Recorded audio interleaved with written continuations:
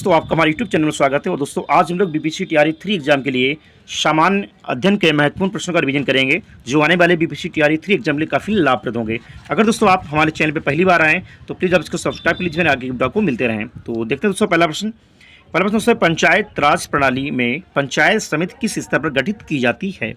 दोस्तों पंचायती राज प्रणाली में खंड स्तर यानी कि ब्लॉक स्तर पर पंचायत समिति का गठन किया जाता है और पंचायती समिति के सदस्यों का चुनाव जनता द्वारा प्रत्यक्ष रूप से होता है और पंचायतों का कार्यकाल अपने प्रथम अधिवेशन के लिए निर्धारित तिथि से ठीक 5 वर्ष तक होता है। तो यहाँ दोस्तों राइट आंसर हमारा दोस्तों ऑप्शन बी है, खंड स्तर पर।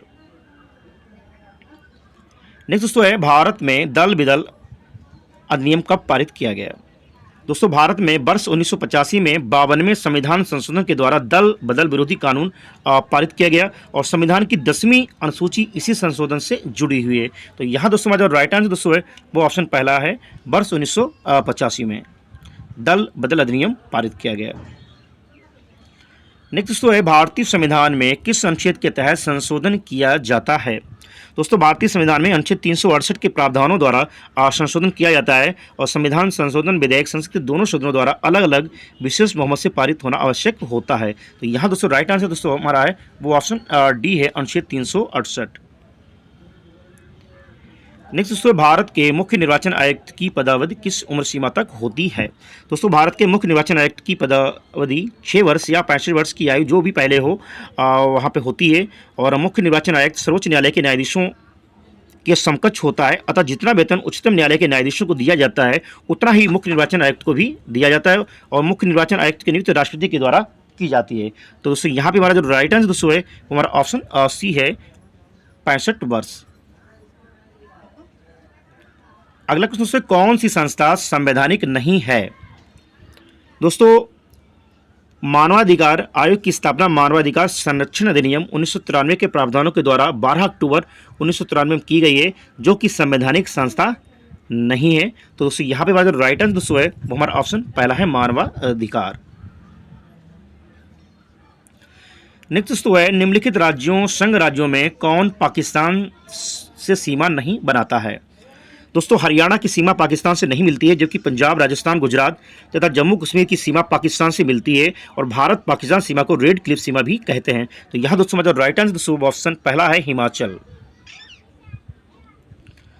नेक्स्ट दोस्तों, निम्नलिखित में से कौन सा राज्य सर्वाधिक राज्यों से सीमा बनाता है। दोस्तों उत्तर प्रदेश के सीमावर्ती राज्यों में हिमाचल प्रदेश, हरियाणा, बिहार, उत्तराखंड, मध्य प्रदेश, राजस्थान, झारखंड, छत्तीसगढ़ तथा केंद्र शासित प्रदेश दिल्ली है। इस प्रकार 8 राज्यों व 1 केंद्र शासित प्रदेशों से सीमा बनाने वाला राज्य उत्तर प्रदेश है। तो यहाँ दोस्तों हमारा राइट आंसर दोस्तों ऑप्शन डी है, उत्तर प्रदेश सर्वाधिक राज्यों से सीमा को बनाता है। नेक्स्ट दोस्तों, पुडुचेरी का विभाजन जिस क्षेत्र किस राज्य में नहीं है। दोस्तों पुडुचेरी का विस्तार क्षेत्र 3 राज्यों में तमिलनाडु, केरल तथा आंध्र प्रदेश में और इसकी राजधानी पुडुचेरी और यहाँ तमिल, तेलुगु, मलयालम, फ्रेंच तथा अंग्रेजी भाषा बोली जाती है। और 1954 में फ्रांसीसी उपनिवेश से मुक्त होकर इसका विलय भारत में हुआ था। तो यहाँ दोस्तों हमारा जो राइट आंसर दोस्तों है हमारा ऑप्शन वी है, तेलंगाना। अगला क्वेश्चन दोस्तों है, गोविंद सागर झील भारत के किस राज्य में स्थित है। दोस्तों गोविंद सागर झील हिमाचल प्रदेश में सतलज नदी में निर्मित इसको किया गया है और इसका नाम सिखों के 10वें गुरु गोविंद सिंह के नाम पर इसको रखा गया था। तो यहाँ दोस्तों राइट आंसर हमारा ऑप्शन सी, हिमाचल प्रदेश में। नेक्स्ट दोस्तों है, सविनय अवज्ञा आंदोलन के समय महात्मा गांधी ने कौन सा सत्याग्रह शुरू किया था। दोस्तों सविनय अवज्ञा आंदोलन 6 अप्रैल 1930 ईस्वी को प्रारंभ हुआ था जिसको नमक सत्याग्रह या दांडी यात्रा भी कहा जाता है और गांधी जी ने 12 मार्च 1930 ईस्वी से लेकर 5 अप्रैल 1930 ईस्वी तक नमक सत्याग्रह अर्थात नमक कानून के उल्लंघन हेतु दांडी मार्च किया था। अपने 78 सहयोगियों के साथ में लेकर 240 मील लंबी यात्रा को इन्होंने जो है 24 दिन में कवर किया था। तो यहाँ पे हमारा जो राइट आंसर दोस्तों है वो हमारा ऑप्शन पहला है, नमक सत्याग्रह जिसको दांडी यात्रा या दांडी कूच भी कहा जाता है। नेक्स्ट दोस्तों नर्मदा बचाओ आंदोलन से निम्नलिखित से कौन संबंधित है। दोस्तों नर्मदा बचाओ आंदोलन प्रसिद्ध पर्यावरण कार्यकर्ती मेधा पाटेकर द्वारा चलाया गया है। तो यहाँ पे दोस्तों हमारा जो राइट आंसर दोस्तों ऑप्शन सी है, मेधा पाटेकर। नेक्स्ट दोस्तों है विश्व वानिकी दिवस कब मनाया जाता है। दोस्तों विश्व वानिकी दिवस प्रतिवर्ष 21 मार्च को मनाया जाता है। 5 जून को विश्व पर्यावरण दिवस, 16 सितंबर को विश्व ओजोन दिवस और विश्व तंबाकू निषेध दिवस 31 मई को मनाया जाता है। 22 मार्च को विश्व जल संरक्षण दिवस मनाया जाता है। तो यहाँ दोस्तों जो राइट आंसर दोस्तों है वो हमारा ऑप्शन बी है 21 मार्च। नेक्स्ट ऋग्वेद है। दोस्तों बात करें ऋग्वेद, चारों वेदों में ऋग्वेद, यजुर्वेद, सामवेद और अथर्ववेद, इन चारों वेदों में सबसे प्राचीन वेद दोस्तों जो है वो ऋग्वेद है और इसमें जो है प्रार्थनाएं की गई हैं, स्तुतियां की गई हैं। कुल वेदों की संख्या 4 है और उपनिषदों की संख्या 108 है और दोस्तों ऋग्वेद में ही जो है गायत्री मंत्र हमारा लिया गया है। तो यहाँ दोस्तों हमारा जो राइट आंसर दोस्तों है वो ऑप्शन पहला है, स्रोतों का संकलन। नेक्स्ट दोस्तों निम्नलिखित में से किस राजवंश के अभिलेख ने इस परंपरा का समर्थन होता है कि लुम्बिनी शाक्यमुनि बुद्ध का जन्म स्थान था। दोस्तों मौर्य वंशीय शासक अशोक के रुम्यनदेही अभिलेख से सूचना मिलती है कि शाक्यमुनि बुद्ध का जन्म लुम्बिनी में हुआ था। तो यहाँ दोस्तों राइट आंसर हमारा है वो ऑप्शन पहला है, मौर्य। दोस्तों निम्नलिखित में से किस प्रथा की शुरुआत राजपूतों के समय में हुई थी। दोस्तों राजपूतों द्वारा मुस्लिम आक्रमणकारियों से स्त्रियों की रक्षा के लिए जौहर प्रथा का प्रचलन हुआ। इसमें सभी राजपूत पुरुषों के युद्ध में मारे जाने के पश्चात किले में सभी स्त्रियां सामूहिक रूप से चिता में कूदकर अपनी जान दे देती थीं। तो यहाँ दोस्तों हमारा जो राइट आंसर दोस्तों है हमारा ऑप्शन सी है, जौहर प्रथा। दोस्तों औरंगजेब की मृत्यु के समय मराठा नेतृत्व किसके हाथों में था। दोस्तों राजा राम 1689 से लेकर 1700 ईस्वी साहू के प्रतिनिधि के रूप में मराठों का नेतृत्व करता रहा और राजा राम की मृत्यु के बाद उसकी विधवा पत्नी ताराबाई ने अपने 4 वर्षीय पुत्र को शिवाजी द्वितीय के नाम से गद्दी पर बैठाया और मुगलों से स्वतंत्रता संघर्ष जारी रखा। औरंगजेब की मृत्यु के समय मराठा नेतृत्व ताराबाई के हाथों में ही था। तो यहाँ दोस्तों जो राइट आंसर ऑप्शन डी है, ताराबाई। दोस्तों ब्रिटिश भारत की राजधानी का कलकत्ता से दिल्ली स्थानांतरण किसके काल में क्रियान्वित हुआ था।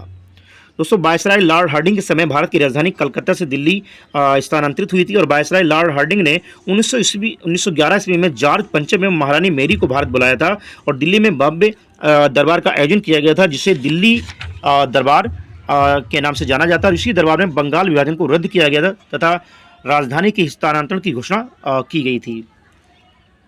और इसी समय दोस्तों जो है पहली बार अपना राष्ट्रीय गान जो है जनगण मन अधिनायक भी गाया गया था 1911 में। तो दोस्तों यहाँ पे हमारा जो राइट आंसर दोस्तों है वो हमारा ऑप्शन दोस्तों है वी, लॉर्ड हार्डिंग के समय में।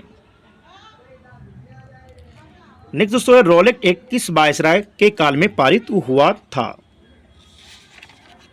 तो दोस्तों यहाँ पे हमारा जो राइट आंसर दोस्तों ऑप्शन सी है, लॉर्ड चेम्सफोर्ड। दोस्तों रोलेट एक्ट जिसको काला कानून भी कहा जाता है, जिसको बिना दलील, बिना वकील और बिना अपील का कानून भी कहा जाता है और इस एक्ट के तहत दोस्तों जो है किसी भी व्यक्ति को बिना मुकदमा चलाए जो है उसको जेल में 2 साल रखने का प्रावधान था, इसलिए इसको दोस्तों जो है काला कानून भी कहा जाता है।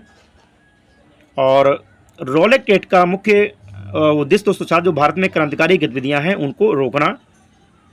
तो ऑप्शन सी दोस्तों सही है, रोलेट एक्ट जो है लॉर्ड चेम्सफोर्ड के समय में पारित हुआ था। नेक्स्ट दोस्तों है गुरुत्वाकर्षण के सार्वभौमिक नियम के प्रतिपादन किसने किया है। दोस्तों गुरुत्वाकर्षण के सार्वभौमिक नियम का प्रतिपादन न्यूटन ने किया है और इनके नियमों को भी दोस्तों जो है न्यूटन ने अपनी पुस्तक प्रिंसिपिया में जो है इनका उल्लेख भी किया है। तो यहाँ दोस्तों हमारा राइट आंसर दोस्तों है ऑप्शन पहला है, न्यूटन। दोस्तों निम्नलिखित में से किसके लिए माध्यम आवश्यक नहीं है। दोस्तों विकिरण द्वारा ऊष्मा के स्थानांतरण में किसी माध्यम जैसे वायु अथवा जल की आवश्यकता नहीं होती है। तो यहाँ दोस्तों हमारा जो राइट आंसर दोस्तों है वो ऑप्शन ए है, विकिरण। नेक्स्ट दोस्तों भारतीय संविधान में समानता का अधिकार 5 अनुच्छेदों द्वारा स्वीकृत है, वे कौन से हैं। दोस्तों भारतीय संविधान द्वारा समानता का अधिकार अनुच्छेद 14 से 18, धर्म पालन करने का अधिकार अनुच्छेद 25 से 28 तथा स्वतंत्रता का अधिकार अनुच्छेद 19 से 22 में प्रदान किया गया है। तो दोस्तों यहाँ पे हमारा जो राइट आंसर दोस्तों है वो हमारा ऑप्शन दोस्तों है वी, अनुच्छेद 14 से 18 में जो है समता का अधिकार उल्लेखित है। दोस्तों निम्नलिखित में से कौन जल से हल्का है। दोस्तों सोडियम का अपेक्षित घनत्व 0.97 होता है और जल से हल्का होने के कारण इसका ये जल पर जो है ये तैरने लगता है। तो दोस्तों यहाँ पे हमारा राइट आंसर दोस्तों है वो हमारा ऑप्शन बी है, सोडियम। एक दोस्तों लाल रक्त कणिकाएं मुख्यतः किसकी बनी होती हैं? दोस्तों लाल रक्त कणिकाएं श्वसन अंगों से ऑक्सीजन लेकर सारे शरीर में पहुंचाने का कार्य करती हैं और लाल रक्त कणिका अस्थि बोन मैरो में विकसित होती हैं तथा मनुष्य के शरीर में लगभग 120 दिनों तक प्रसारित होती रहती हैं। तो यहाँ दोस्तों हमारा जो राइट आंसर दोस्तों है हमारा ऑप्शन डी है, अस्थि मंजा में। नेक्स्ट दोस्तों है निम्नलिखित में से कौन सा रोग एक वायरस द्वारा होता है? दोस्तों हेपेटाइटिस बी एक संक्रामक रोग है जो हेपेटाइटिस नामक वायरस के द्वारा होता है और इस व्याधि के कारण यकृत लीवर में सूजन एवं जलन हो जाती है। तो दोस्तों यहाँ पे हमारा जो राइट आंसर दोस्तों है हमारा ऑप्शन डी है, हेपेटाइटिस। नेक्स्ट दोस्तों निम्नलिखित वृक्षों में कौन पारिस्थितिकी मित्र नहीं है? तो यहाँ पे हमारा राइट आंसर दोस्तों ऑप्शन बी है, यूकेलिप्टस। इसको पर्यावरण का आतंकवादी भी कहा जाता है और यूकेलिप्टस जो है उसकी अत्यधिक जल ग्रहण शक्ति के कारण पर्यावरण सत्य के रूप में इसको घोषित किया गया है।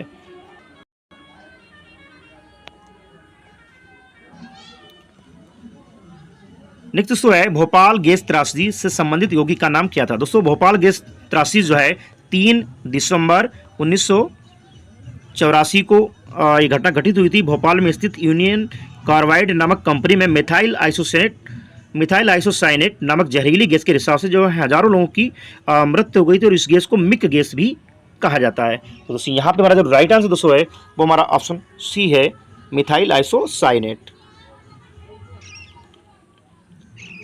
दोस्तों नाभिकीय ऊर्जा का उपयोग प्रायः कारक है।